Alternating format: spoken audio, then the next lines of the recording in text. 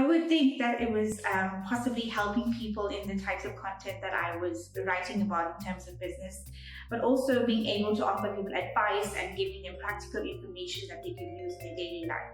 I think one of my favorite parts about being a journalist is seeing your name on the newspaper and seeing your byline. It's a very satisfying feeling. I think when people appreciate the work that we do. Many of my stories, I formed wonderful friendships with people over the years, people appreciating the craft and the work that we do. And I think that is the most fulfilling part about being a journalist. I would have to say a few weeks ago, I was writing text-related stories. The story that I wrote was about how to file a tax return online. And a few days later, I received an email from a lady who thanked me basically for guiding her and helping her file her tax returns. She didn't know how to do it. So when I got the email, that really made me feel good to say that my work is having an impact out there. So that for me is a day really thought a job was significant in the community.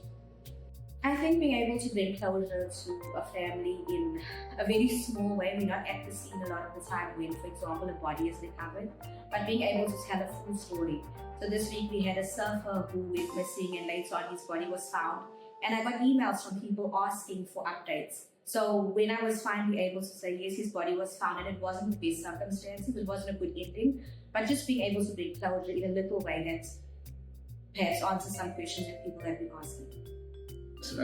I know that every single day our guys at IOL make a difference in somebody's life, and that's all I've ever wanted to do as a journalist.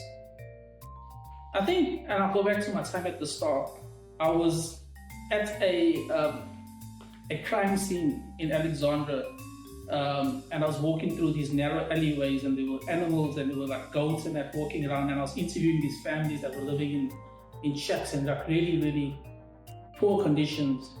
And the next day, I was at the Union Buildings, listening to Thabo Mbeki speak on the footsteps of the Union Buildings, and I just imagined, it just struck me that, you know, as a journalist, you can go between these two worlds all the time.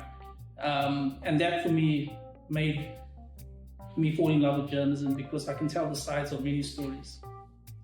When I used to run for business, I received an email in which someone told me a story that I had written helped them get a job, and so I saw that now we had an impact in that